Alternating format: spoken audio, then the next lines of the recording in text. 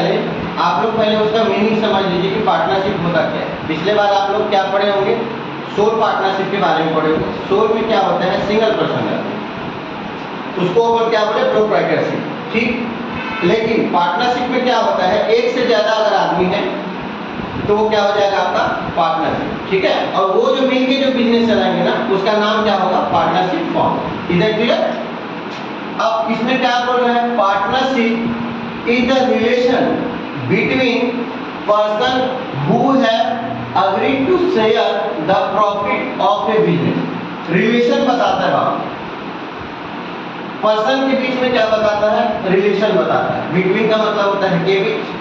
अब बिना संबंध के तो पार्टनरशिप बनेगा नहीं, कुछ ना कुछ तो रिलेशन होगा एक दूसरे के बीच में। तो वो जितने भी पार्टनर्स होंगे उनके बीच में क्या होंगे, रिलेशन होंगे, ठीक है। क्या चीज का रिलेशन, रिलेशन होगा, संबंध होगा, तभी क्या होगा, दोनों आपस में, अगर दो हो या तीन हो, तीनों आपस में क्या होंगे, एग्रीड। एग्रीड का मतलब क्या होता है, सहमति।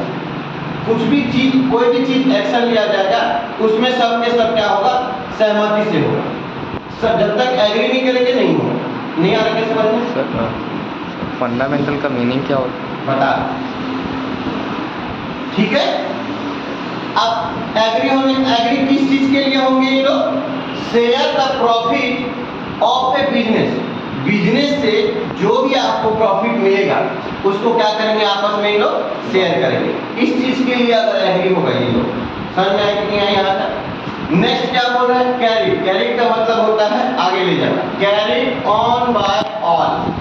आ रहा आप लोगों को समझ में, carry on by all. All का मतलब सभी लोग। अब मान लो बिजनेस में तीन पार्टनर हैं, ए बी और सी, समझ में आया कि नहीं है। वर्ड क्या है यहाँ पे, एग्रीड आया।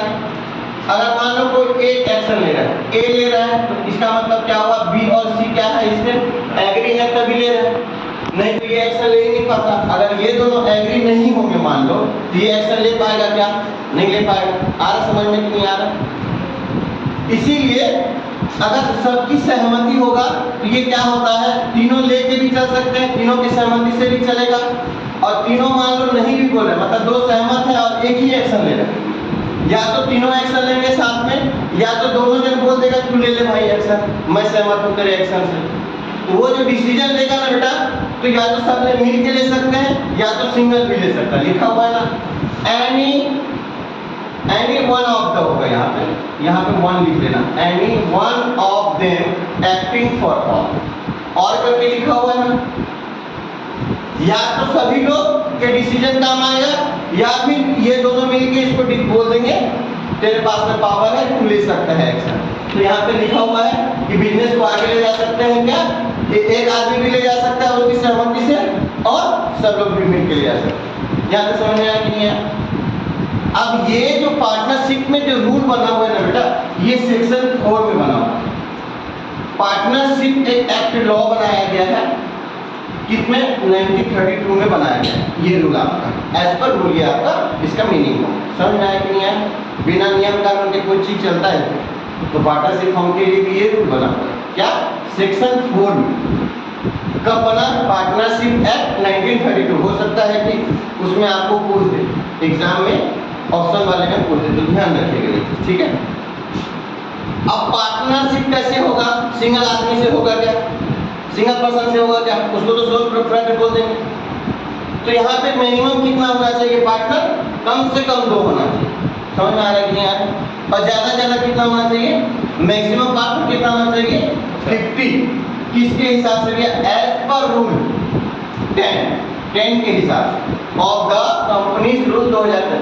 ये कंपनी रूल कब था, 2013 में बनाया गया था, लेकिन 2014 में वैलिड हुआ है, लागू हुआ है। समझ में आया कि नहीं है। एज पर रूल क्या याद रखना, एज पर रूल 10 के हिसाब से मैक्सिमम पार्टनर कितना होना चाहिए, पार्टनरशिप फॉर्म में 50 होना चाहिए। नहीं आ रहे क्या समझ में, आ रहे यहाँ तक समझ में आया। नेक्स्ट क्या बोल रहे बेटा, essential condition of the partnership. Essential का मतलब होता है जरूरी, कंडीशन का मतलब होता है शर्तें। तो जरूरी कंडीशन क्या है इस चीज के लिए, पार्टनरशिप फॉर्म को चलाने के लिए सबसे पहले तो बिजनेस होना जरूरी है। बिना बिजनेस के पार्टनरशिप फॉर्म बनेगा क्या, बिजनेस जो भी चलाएंगे 2 या 3 लोग मिलकर उसी को फॉर्म नहीं आ रहा क्या समझ में? तो सबसे पहले क्या होना जरूरी है? बिजनेस। अब बिजनेस के बाद में क्या होना जरूरी है? प्रॉफिट, क्योंकि कोई भी बिजनेस का मेन पर्पस क्या होगा? प्रॉफिट। अब मान लो चैरिटेबल ट्रस्ट है, कोई 3 आदमी मिलके मान लो चैरिटेबल ट्रस्ट खोला, तो चैरिटेबल ट्रस्ट किस में आता है? एनपीओ में आता है। लेकिन एनपीओ का मेन मकसद क्या रहता है? लोगों को सर्विस प्रोवाइड करना, प्रॉफिट अर्न करना नहीं। लेकिन बिजनेस में ऐसा चलेगा क्या? है बिजनेस में ऐसा चलेगा? इसीलिए सबसे पहले तो बिजनेस होना चाहिए। अब बिजनेस का एग्जांपल आप कुछ भी, अब मान लो कहीं जा रहे हो, कुछ सामान अपने पास में आप रखा हुआ है ना, 2-3 लोग मिलके उस सामान को बेच दिए, उसमें से जो प्रॉफिट हुआ आपको वो आपस में आपने बांट लिया, ये बिजनेस कहलाया है। बिजनेस का मतलब क्या होता है? Day to day. अब इस वर्ड से समझना, डे टू डे मतलब दिन पर दिन सेल परचेस होना चाहिए, कुछ ना कुछ आना चाहिए, कुछ ना कुछ खर्चा होगा, कुछ ना कुछ खरीदेंगे, कुछ ना कुछ बेचेंगे, समझ आए? डेली बेसिस में मान लीजिए, उसको क्या बोले अपन? बिजनेस। अभी जो आपको एग्जांपल दिया हूँ 3 दोस्त वाला, तो वो कभी कभार वाला है, रेगुलर बेसिस पे तो नहीं है। लेकिन बिजनेस में ऐसा होता है क्या? तो बिजनेस का परिभाषा डेफिनेशन आपको कोई पूछेगा तो समझ में आया कि नहीं आया? क्या बोलोगे? डे टू डे जो भी काम चल रहा है उसको अपन बिजनेस बोलेंगे। आ रहा है समझ में? दूसरा चीज आपको बता दिया, चैरिटेबल ट्रस्ट खोल के बैठा हुआ है 3 आदमी मिलके, वो होगा क्या? नहीं होगा, क्योंकि उसका मेन मकसद क्या है? प्रॉफिट अर्न करना नहीं है, सर्विस प्रोवाइड करना है। एनपीओ का एग्जांपल है, समझ में आया कि नहीं आया? तो बिजनेस अगर होगा तो उसका मकसद क्या रहेगा? प्रॉफिट कमाना। आ रहा है समझ में? अब ये समझना बेटा, म्यूचुअल एजेंसी का मतलब समझना। 3 पार्टनर है मान लो, फर्म में 3 पार्टनर है, ए बी सी। अब म्यूचुअल का मतलब क्या होता है? घनिष्ठ। हिंदी मतलब इसका हुआ है घनिष्ठ। अब ये क्या होता है? मान लो बी एक्शन ले रहा है, अब बिना एक्शन इन दोनों के राजी के बिना नहीं ले सकता ये एक्शन, समझ में आया कि नहीं है? तो ये तो क्या करते हैं, इसको छूट देते हैं, भाई तुम्हारे पास में पावर है, हम दोनों मिलके सहमति हैं, तुम जो भी करोगे वो चीज लागू हो सकता है। बिजनेस के लिए तुम जो भी कदम उठाओगे हम दोनों उसमें तुम्हारा साथ दें, समझ में आया कि नहीं है? चाहे अब ये करे एक्शन ले, या ये एक्शन ले तो ये दोनों साथ देंगे, या फिर ये लेगा तो ये दोनों साथ देंगे। आज समझ में? कोई एक आदमी एक्शन ले रहा है और 2 आदमी एग्रीड है उससे, उसको अपन क्या बोलेंगे? Mutual agency. आपस में उसके में म्यूचुअलिटी। नहीं आ रहा समझ में? यहाँ तक समझ में आया? यहाँ तक समझ में आया? पार्टनरशिप के लिए क्या क्या जरूरी फीचर्स है ये आपको अभी बताऊं, ठीक है? क्या क्या जरूरी चीजें हैं? पहला पॉइंट क्या होना चाहिए? या तो 2 लोग होना चाहिए, 2 पर्सन होना चाहिए, या 2 से ज्यादा पर्सन होना चाहिए। क्लियर है यहाँ तक? वहाँ पे एग्जाम्पल में आपको मतलब इससे पहले मीनिंग में आपको बताया। नेक्स्ट क्या होना चाहिए? दोनों जितने भी पार्टनर होंगे या तो 2 या तो 2 से ज्यादा होंगे, तो पार्टनरशिप में जितने भी पर्सन होंगे उनके बीच में क्या होना चाहिए? एग्रीमेंट। अब एग्रीमेंट बेटा 2 तरह से होता है, या तो ओरली होगा या तो रिटन में होगा। ओरली का मतलब समझिएगा, ओरल का मतलब समझते हैं, मुंह से बोल दे। अब हमारे मान लो हम 3-4 फ्रेंड हैं, बहुत अच्छे मित्र हैं, शुरू से बहुत अच्छे दोस्त। अब बोल दिया एक आदमी, चलना यार जो होगा अपन देख लेंगे, आपस में बांट लेंगे। तो यहाँ पे उन लोग क्या किए? ओरली किए हैं, जो भी अब तीनों मिलके मान लो बिजनेस चला रहे हैं, चारों मिलके चला रहे हैं, जो भी प्रॉफिट होगा चलो भाई इस हिसाब से बांट लेंगे, इस रेशियो में बांट लेंगे। वहाँ पे एग्रीमेंट बनाना, मुंह से बोला मतलब एग्रीमेंट हुआ, लेकिन वो क्या रूप में हुआ? मुंह से बोला हुआ चीज हुआ है, वो क्या हुआ? ओरली हुआ। लेकिन इन फ्यूचर में मान लो इनके बीच में मतभेद होता है, तो ये जाके केस नहीं कर सकते, क्योंकि इनके पास में क्या है? लिखित रूप में नहीं, रिटर्न में नहीं, समझ में आया? तो नुकसान इसमें यही है। अगर आप अच्छे दोस्त हैं, आप बिना अच्छे दोस्त के आप ओरली तो करवाओगे, अनजान आदमी को पार्टनरशिप में ला रहे हो, आप कर लोगे क्या? उसको ओरल में बोलोगे क्या? कभी भी धोखा दे सकता है ना, समझ में आया कि नहीं है? एक तो ओरल होगा, दूसरा क्या हो सकता है? रिटर्न। रिटर्न मतलब क्या होगा? पूरा लिखित रूप से आपके पास में प्रूफ रहेगा। कल के डेट में मान लो उसमें से कोई भी अगर बदमाशी करता है तो उसके ऊपर में अपन केस कर सकते हैं, क्योंकि अपने पास में लीगली प्रूफ है। समझ में आया कि नहीं है? इसीलिए बेस्ट यही है कि आप चाहे कितना भी अच्छा दोस्त हो, इसको मत करना, रिटर्न नहीं करना। पार्टनर आप बिजनेस करोगे, स्टार्ट करोगे बिजनेस, अगर फर्म बनाओगे पार्टनरशिप में तो कोशिश करना रिटर्न हो सके। ठीक है। नेक्स्ट क्या है, बिजनेस क्या होना चाहिए, क्या कानूनी होना चाहिए। लॉफुल का मतलब क्या होगा, कानूनी। बिजनेस क्या होना चाहिए, लीगल होना चाहिए। एग्जिस्टेंस का मतलब होता है बेटा रहना, रहना कानूनी। समझ में आया कि नहीं है? एग्जिस्टेंस का मतलब क्या होता है, रहना। बिजनेस में क्या होना चाहिए, बिजनेस अगर वहां पे चल रहा है तो उसका मेन मोटिव क्या होना चाहिए, प्रॉफिट अर्न करना। प्रॉफिट जब तक नहीं कमाएगा तो मतलब नहीं है उस बिजनेस का। नहीं आ रहा क्या समझ में? अगर बिजनेस रहेगा तो उसका मोटिव क्या होना चाहिए, प्रॉफिट अर्न करना। समझ में आया? ये थर्ड पॉइंट हो गया। नेक्स्ट क्या होगा, अब पार्टनर जो रहेगा वहां पे फोकट का काम करेगा क्या, अब बिजनेस से जो भी प्रॉफिट यहाँ पे तो मेन मोटिव है प्रॉफिट अर्न करना। अब कमा लिए तो अब उसको क्या करोगे, शेयर करोगे आपस में, तो शेयरिंग ऑफ प्रॉफिट। समझ में आया? नेक्स्ट पॉइंट आओ, प्रिंसिपल। प्रिंसिपल का मतलब होता है बेटा सिद्धांत, जिसको बोलते हैं ना रूल एंड रेगुलेशन। सिद्धांत, कोई भी चीज सिद्धांत पे काम करता है, प्रिंसिपल पे काम करता है।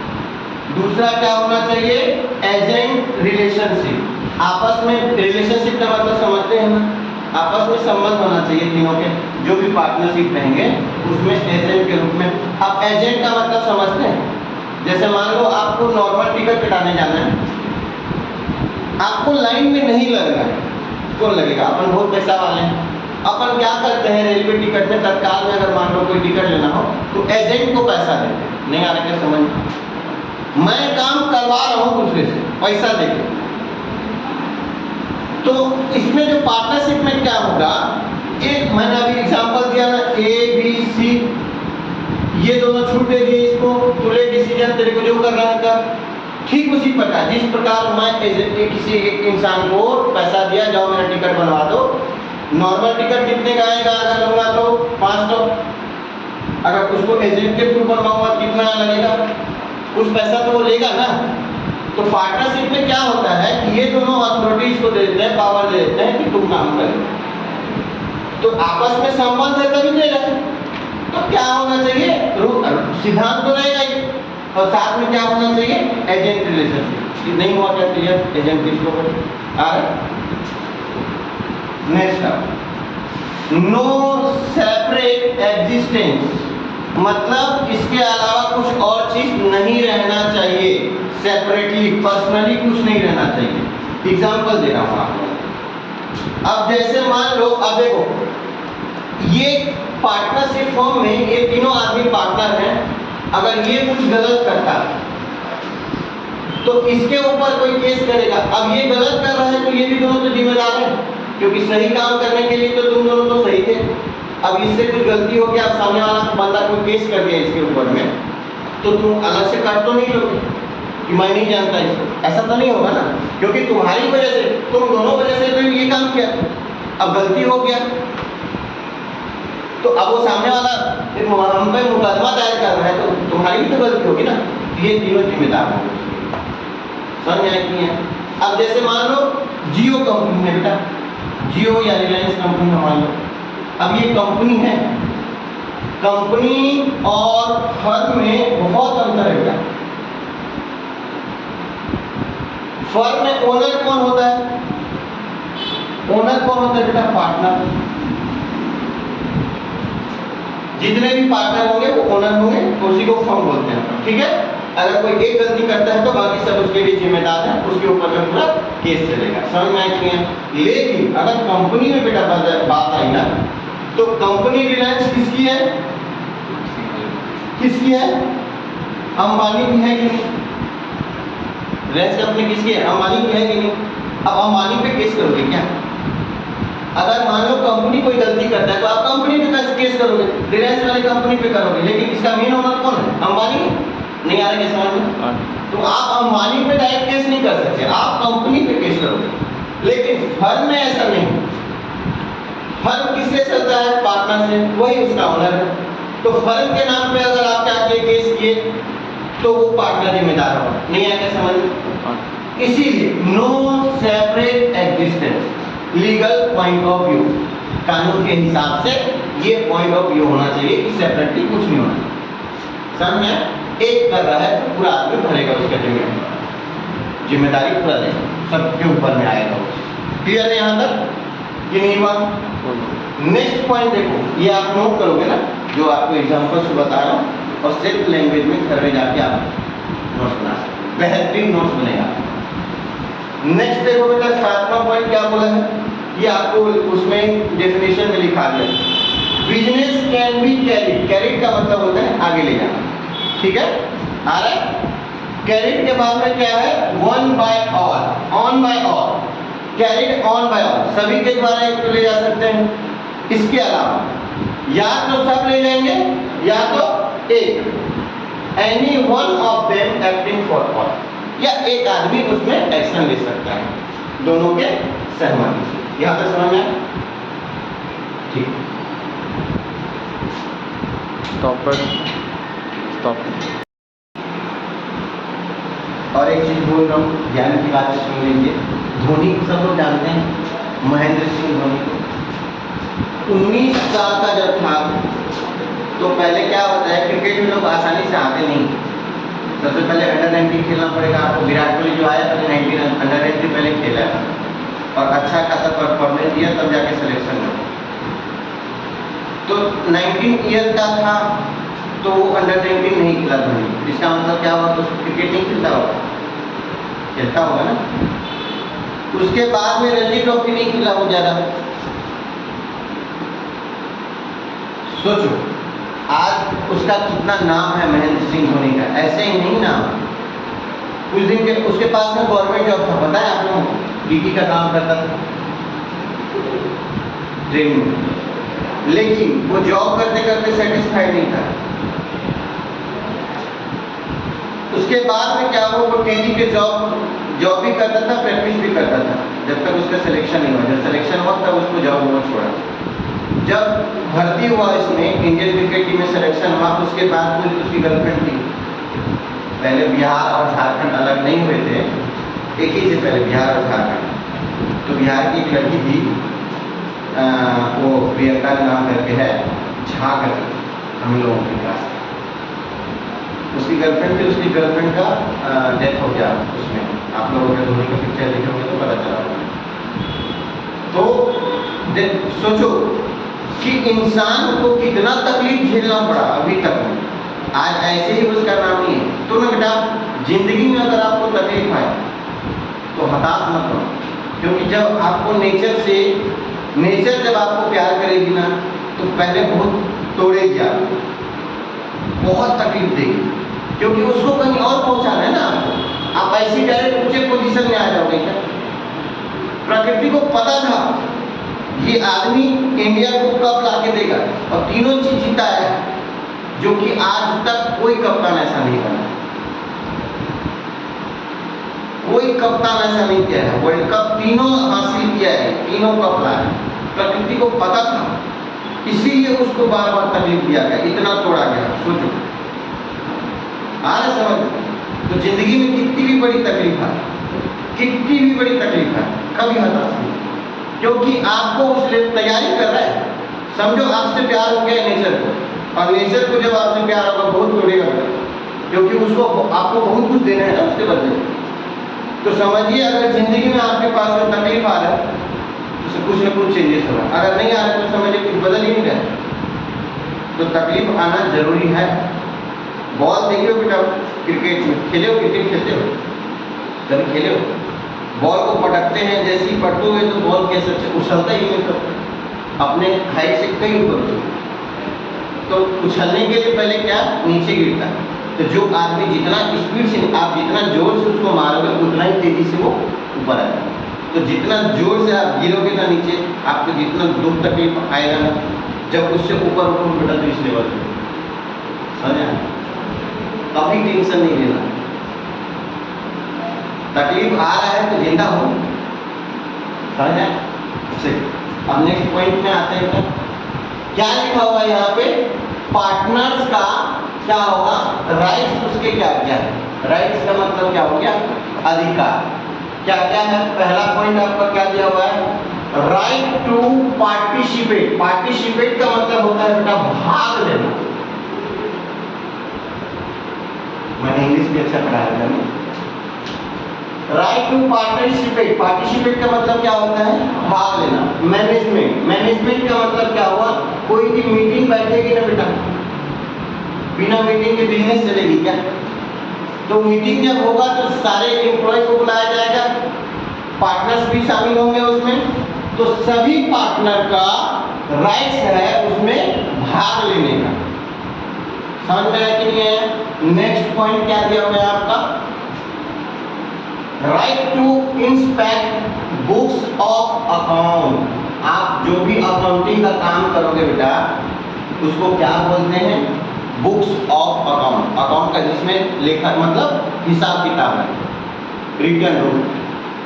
समझ में आया कि नहीं? उसको क्या बोले? Books of account. And have a copy of it. सभी के पास उसका कॉपी होना चाहिए। कॉपी का मतलब समझ में आ रहा है कि नहीं आ रहा है? आ रहा है। उसका दूसरा चीज अब प्रिंट आउट निकाल के रख लेगा भैया रिटर्न बुक में कि ये चीज है, तो ये उसका राइट्स है। सभी पार्टनर के पास में उसका बुक्स ऑफ अकाउंट का कितना क्या क्या ट्रांजैक्शन हुआ है नहीं हुआ है वो उसका रिकॉर्ड का कॉपी रख सकता है। ये उसका अधिकार नहीं है। समझो आगे। चलो नेक्स्ट आओ। नेक्स्ट पॉइंट क्या दिया हुआ है? राइट टू शेयर प्रॉफिट और लॉस। अब एक बात बताओ, अगर सुख आया तो तुम लोग बांटोगे और दुख आएगा तो नहीं बांटोगे? अगर पार्टनर है तो कल भी थोड़ी मार लोगे तुम अकेले कि भैया तुम दोनों निपटो, नुकसान को तुम दोनों झेलो, तुम कंटिन्यू मार सकते हो। सुख हो, प्रॉफिट का मतलब सुख, लॉस का मतलब दुख। सुख हो या दुख, अगर आप पार्टनर बन गए हो तो उस पर अधिकार है कि दोनों आपस में बांटो। समझ आते हैं? नेक्स्ट पॉइंट क्या है? Right to receive interest on his किसके लिए लगता है? बॉयज के लिए लगता है, और हर किसके लिए लगता है? गर्ल्स के लिए लगता है। मालूम है कि नहीं? तो हिज या हर लोन टू द फर्म। अगर फर्म को कोई भी लोन दे रहा है, पार्टनर या तो लड़की भी हो सकती है, लड़का भी हो सकता है, दोनों हो सकते हैं ना, लड़की लड़की, लड़का लड़का, लड़का लड़की, ये हो सकता है पार्टनर। तो अगर फर्म को पैसा नहीं है और ये अपने घर से लेके ला रहे हैं, लोन दे रहे हैं, तो उस पे चाहे बॉयज हो या गर्ल्स हो, जो भी पार्टनर रहेंगे उस पे उसको राइट है क्या? फर्म को देना पड़ेगा 6% पर एनम चार्ज। इंटरेस्ट उसको क्या करना पड़ेगा? पे करना पड़ेगा। नहीं आ रहा समझ में? पहला चीज। या दूसरा चीज, अगर कोई पर्सनल यूज के लिए ले रहा है ना, आप अगर मान लो बैंक से लोन लोगे, समझ में आ रहा है कि नहीं आ रहा है? यस और नो? आ रहा है। अगर बैंक से लोन लोगे तो इंटरेस्ट देना पड़ेगा कि नहीं देना पड़ेगा? दूसरे से लोगों से इंटरेस्ट पे उठाओगे पैसा देना पड़ेगा कि नहीं देना पड़ेगा? तो ये फर्म आपके पिताजी का थोड़ी है, नहीं है ना? तो अगर आप उसको दोगे, आप उससे लोन लोगे पर्सनल यूज के लिए, तो भी आपको इंटरेस्ट क्या करना पड़ेगा? उसको पे करना पड़ेगा। Is that clear? चलिए नेक्स्ट पॉइंट आओ। नेक्स्ट में आपका क्या दिया हुआ है?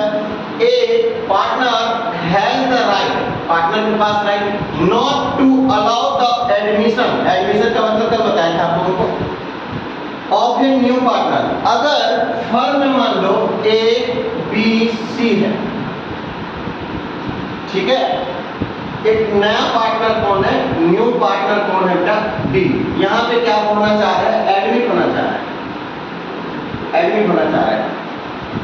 तो अगर मान लो ये एग्री है, ये एग्री है, ये बोल रहा है कि मैं नहीं मानूंगा। समझ में आ रहा है कि नहीं आ रहा? तो ये आदमी एडमिशन ले सकता है क्या? नहीं ले सकता। सहमति सबका होना चाहिए भाई।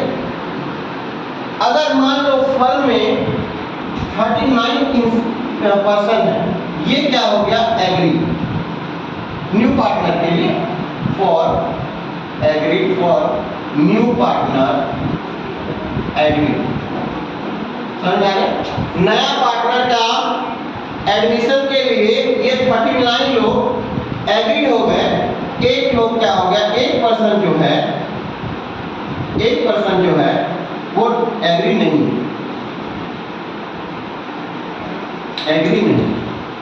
तो ये एडमिशन ले पाएगा क्या? नहीं ले पाएगा। सबका क्या होना चाहिए? एग्रीड होना चाहिए, तभी जाके एक नया पार्टनर क्या हो सकता है, इसके अंदर में आ सकता है। नहीं आएगा समझ में? आगे सबको नेक्स्ट पॉइंट कहते हैं आफ्टर गिविंग प्रॉपर नोटिस, ये कर लेना, अंडरलाइन कर लेना, a partner has right to retire from the firm. From का मतलब होता है से, रिटायरमेंट का मतलब स्वेच्छा से जाना, फर्म से बाहर जाना। राइट मतलब अधिकार हो गया, गिविंग प्रॉपर नोटिस, अब समझ में आ गया। जब आप जब पार्टनर हो फर्म में, तो आपके लिए सब एग्रीमेंट बनता है। उस एग्रीमेंट में क्लियरली लिखा होता है कि आपको बाहर जाने से पहले नोटिस देना पड़ेगा। तो क्या है, पार्टनर को राइट्स है, नोटिस दे के वो क्या हो सकता है, रिटायर ले सकता है, वो फर्म से बाहर जा सकता है अपने स्वेच्छा से। लेकिन उसके लिए क्या देना पड़ेगा बेटा? बहुत जरूरी है, बिना इसके बाहर नहीं जा सकता। आ रहा है सबको समझ में? पार्टनरशिप डीड के बारे में अपन जानेंगे अभी। पार्टनरशिप डीड होता क्या है? A partnership deed is an agreement. ये पार्टनरशिप डीड में क्या होता है? एग्रीमेंट होता है बेटा। समझ में आया कि नहीं आया? रिटन रूप से रहता है, लिखित रूप से रहता है, एग्रीमेंट बनता है पार्टनर के बीच में, बिटवीन द पार्टनर। अभी बोला पार्टनर के बीच में क्या होता है? एग्रीमेंट बनता है, उसको क्या बोलते हैं अपन? पार्टनरशिप डीड बोलते हैं। समझ में आया? क्या लिखा हुआ है? A firm partners of a firm that contains, contains का मतलब होता है शामिल होते हैं। कंटेन्स का मतलब contains the term and condition, मतलब इस डीड में जो है शामिल रहेगा उसका कंडीशन क्या है, टर्म्स एंड कंडीशन क्या रहता है, इसमें पूरा लिखा रहता है। इसी को क्या बोले अपन? Partnership deed. किसी को डाउट? पक्का? नेक्स्ट पॉइंट आओ, इट इज नॉट मैंडेटरी। इसका मतलब क्या हुआ? Not mandatory. पार्टनरशिप क्या होता है? पार्टनरशिप डीड क्या होता है? एग्रीमेंट के रूप में भी हो सकता है, रिटन रूप में, और ओरल। दो प्रकार से बोला था ना, या तो ओरल होगा या तो रिटन होगा बेटा। समझ में आया कि नहीं आया? तो मैंडेटरी नहीं है, जरूरी नहीं है कि यही होना चाहिए, पार्टनरशिप डीड के रूप में ही, रिटन रूप में ही होना चाहिए। समझ में आया? इसीलिए नॉट मैंडेटरी लिखा हुआ है। आगे आओ, इट ऑल्सो, इसको और हम लोग क्या बोल सकते हैं? Articles of the partnership. क्यों?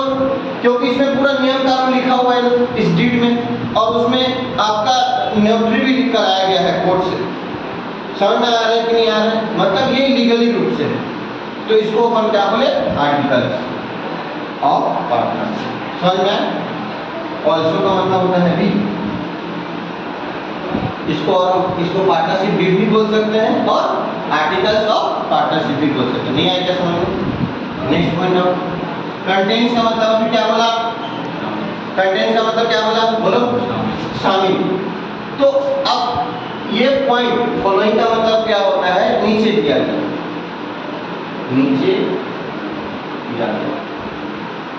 नीचे दिया गया पॉइंट में आपका शामिल है, क्या क्या देखो। अब ये पार्टनरशिप डीड में क्या क्या शामिल होना चाहिए बाबू? क्या क्या दिया रहता है? नेम दिया जाएगा, नेम एंड एड्रेस। किसका बाबू? बिजनेस का भी, और उसमें जो पार्टनर्स हैं उसका भी। समझ में आया कि नहीं है? नाम भी रहेगा, एड्रेस भी रहेगा, फर्म एंड पार्टनर्स लिखा हुआ है, फर्म का भी, और जो भी पार्टनर्स रहेंगे उसका पूरा एड्रेस और नाम होना चाहिए। समझ में आया? नेक्स्ट पॉइंट क्या बोला है? नेचर ऑफ बिजनेस, किस प्रकार का बिजनेस है। नेचर का मतलब क्या होता है? उसका व्यवहार बताएगा। नेचर का मतलब होता है बेटा व्यवहार, किस टाइप का बिजनेस है, तो ये बिजनेस का नेचर बताएगा, कौन सा बिजनेस कर रहा है। नहीं आएगा समझ में? नेक्स्ट पॉइंट क्या बोल रहा है, कैपिटल कंट्रीब्यूशन। अब इसमें ये भी मेंशन होगा, कंट्रीब्यूशन का मतलब होता है बेटा अंशदान, अंशदान। नहीं आ रहा समझ में कि शुरुआत में अपना अपने घर से लाता है कि नहीं लाता है बिजनेस स्टार्ट करने के लिए पार्टनर, तो क्या क्या कैपिटल अपने कंट्रीब्यूट कर रहा है उस बिजनेस में, वो पूरा इसमें लिखा रहेगा। उसी बेसिस के हिसाब से उसमें क्या होता है, प्रॉफिट शेयरिंग होता है। नेक्स्ट क्या दिया हुआ है, प्रॉफिट शेयरिंग रेशियो, सबका शेयर दिया रहेगा, कितना कितना किसको मिलेगा। अकाउंटिंग पीरियड, इसमें टाइम दिया रहेगा अकाउंटिंग करने का, कब से कब तक चलेगा, फिर उसको रिन्यूअल करवाना पड़ता है। नहीं आ रहा है समझ में। नेक्स्ट क्या दिया जाता है, duration of partnership and settlement of dispute. Dispute का मतलब होता है कुछ भी तरह का धोखाधड़ी, कुछ भी तरह का गड़बड़ी हो, उस गड़बड़ी में क्या होता है, इन लोग जिम्मेदार होंगे, पार्टनरशिप क्या करेगा, उसका सेटलमेंट करेगा। कोई भी डिस्प्यूट का क्या करेगा, सेटलमेंट को क्या करेगा। ड्यूरेशन का मतलब समय जो दिया रहता है उसमें कि इस समय में इसको सॉल्व करना है, सेटलमेंट करना है। समझ में, ड्यूरेशन का मतलब है आवर का काल।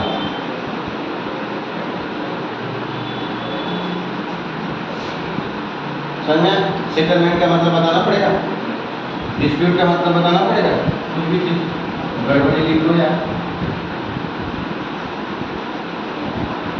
ठीक है। उसको क्या करना, समय के अंदर में जो समय दिया रहेगा उसके अंदर में उसको खत्म करना है डिस्प्यूट, ठीक।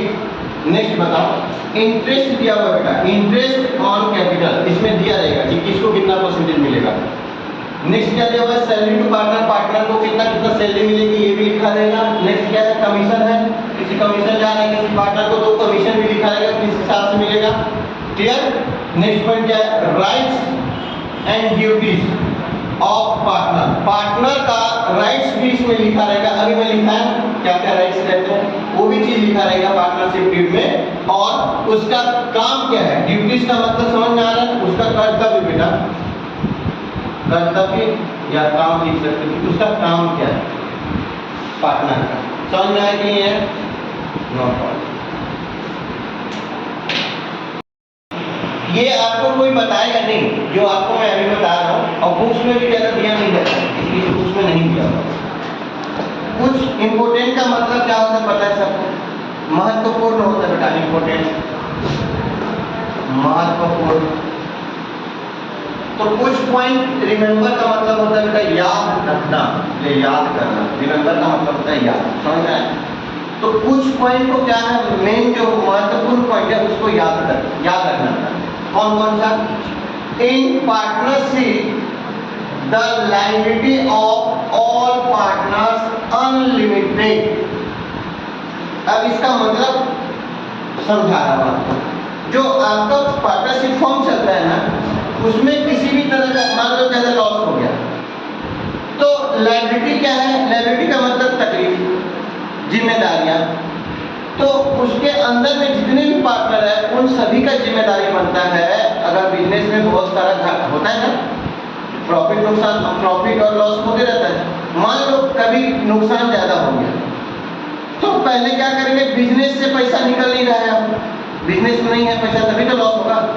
तो उस लॉस को क्या करेंगे, अपने घर को, सामान को भी बेच के, अपने प्रॉपर्टी को भी, पर्सनल प्रॉपर्टी को भी बेच के उसको क्या करना पड़ेगा, उसको खत्म करना पड़ेगा, लायबिलिटी को खत्म करना पड़ेगा। समझ में आया कि नहीं? तो अनलिमिटेड है इसका खर्च, लायबिलिटी पार्टनर का, नहीं है समझ में, आ गया समझ में। नेक्स्ट पॉइंट क्या दिया हुआ है, registration of partnership is not compulsory. Business करने से पहले रजिस्ट्रेशन करवाना जरूरी है, ऐसा बोल रहा है कि जरूरी नहीं है। कंपल्सरी मतलब जरूरी नहीं है, नॉट मतलब नहीं, कंपल्सरी का मतलब जरूरी नहीं। समझ में आया कि नहीं है? बहुत सारे ऐसे बिजनेस हैं जिसका रजिस्ट्रेशन नहीं हुआ है, तो बिजनेस चल तो रहा है ना, तो ये जरूरी नहीं है कि हर बिजनेस का रजिस्ट्रेशन हो, ठीक। नेक्स्ट पॉइंट क्या लिखा हुआ है, partnership is separate business entity from accounting point of view. इनका मेन है, पूछ रहे हैं कि सेपरेट, पार्टनरशिप एक सेपरेट है, कंपनी अलग हो गया बेटा, कंपनी वर्ड आपका अलग हो गया। अब कंपनी का बताता हूँ हिसाब किताब और इसमें बताता हूँ। ये पार्टनरशिप हो गया, पार्टनरशिप में जो होता है अकाउंटिंग के हिसाब से जो होता है ये अलग अलग होता है। फर्म अलग हो गया और पार्टनर्स अलग अलग हो गए। किसके अकॉर्डिंगली बेटा? ये दोनों किसके अकॉर्डिंगली अलग अलग होता है? अकाउंटिंग के हिसाब से, अकाउंटिंग पॉइंट ऑफ व्यू से, पॉइंट ऑफ व्यू से। नहीं आ रहा है समझ में? अगर लीगली रूप से देखोगे ना बेटा, लीगली का मतलब पता है ना, कानून के रूप से। अगर लीगली रूप से देखोगे ना बेटा, पार्टनरशिप फॉर्म को अगर लीगली रूप से देखोगे, लीगली रूप से पार्टनरशिप फॉर्म को देखोगे तो दोनों क्या है? ये पार्टनर और फर्म, ये दोनों बेटा एक ही है। समझ में? बिजनेस स्टार्ट करेंगे उसी को क्या बोलेंगे? बहुत सारे पार्टनर होंगे, जो चलेगा उसको क्या बोलेंगे अपन? पार्टनरशिप फॉर्म बोलेंगे। एक ही है, इसी को ओनर बोलते हैं यहाँ पर। और यही ओनर को, जितने पार्टनर है सब ओनर होंगे और उसको क्या बोलेंगे? मिलके चलाएंगे तो पार्टनरशिप फॉर्म। ये लीगली रूप से एक ही होता है बेटा। लेकिन जब इसका अकाउंटिंग होगा तो पार्टनर का अकाउंटिंग अलग होगा। अकाउंटिंग पॉइंट ऑफ व्यू से ये फर्म और पार्टनर दोनों अलग अलग होते हैं। फर्म का अलग होगा अकाउंटिंग और पार्टनर्स का अलग होगा। नहीं है समझ? इसीलिए यहाँ पे वर्ड लिखा हुआ है सेपरेट, और यहाँ पे क्या लिखा हुआ है? Accounting point of view. अब क्लियर हुआ? नेक्स्ट आओ है एलएलपी का मतलब समझना क्या होता है। अब देखना बेटा, बड़ी बड़ी कंपनियों में सुने होंगे कि फलाना, मान लो कंपनी के आगे में क्या लिखा रहता है? प्राइवेट लिमिटेड लिखा रहता है। नाम सुने हो? देखिए भी होंगे किसी कंपनी के सामने में पीवीटी एलटीडी ऐसा लिखा रहता है, इसका मतलब हुआ प्राइवेट लिमिटेड। अब समझना बेटा, लिमिटेड का मतलब होता है उसका जो इस कंपनी में, कंपनी का मतलब कंपनी में क्या होता है? जो भी प्राइवेट लिमिटेड कंपनी है उसमें उसकी लायबिलिटी क्या होगी बेटा? लिमिटेड होगी। लिमिटेड का मतलब मान लो उसमें बिजनेस में, कंपनी में नुकसान हुआ, अगर 1 लाख का नुकसान हुआ और 1 लाख कंपनी में पड़ा हुआ है तो सिर्फ मान लो 5 लाख का नुकसान हुआ। अगर कंपनी में 1 ही लाख पड़ा है तो सिर्फ 1 ही लाख और भी खर्चा करेगा, 4 लाख अलग से लाख के खर्चा नहीं करेगा। समझ में? तो कंपनी का क्या होता है? लिमिटेड होता है। जितना कंपनी में आपका अभी है उतना आप अभी दे दो, फिर बात का बाद में देखेंगे। नहीं आया समझ में? लेकिन इसमें अनलिमिटेड होता है। इसमें पार्टनरशिप फॉर्म में लिखा होगा लायबिलिटी पार्टनर का क्या होता है और पार्टनर का अनलिमिटेड होता है। नहीं आ रहा समझ में? अनलिमिटेड का मतलब जो भी लॉस हुआ, 5 लाख का लॉस हुआ, बिजनेस में 2 लाख पड़ा है, 2 लाख दे दो, 3 लाख घर से लॉस कर दो। नहीं आया समझ में? आ गया ना? अनलिमिटेड होता है पार्टनर का, लेकिन कंपनी में क्या होता है? लिमिटेड होता है। क्लियर हो गया? लिमिटेड और अनलिमिटेड का मतलब समझ में आ गया? नेक्स्ट आओ, एलएलपी का मतलब क्या होता है? Limited liability partnership. पार्टनरशिप का जो होता है इसका फुल फॉर्म क्या है? Limited liability partnership. ये एक्ट का बना था बेटा 2001, हो सकता है ऑप्शन में है और 33 में, तो रखना ध्यान में। Liability of partners are limited, लेकिन यहाँ पे क्या होगा? मिक्स होगा, कंपनी और पार्टनरशिप दोनों का मिक्सिंग इसमें दिखेगा आपको जब ये चैप्टर पढ़ेंगे। ठीक है, ये चीज नोट्स कर लो बस, खत्म।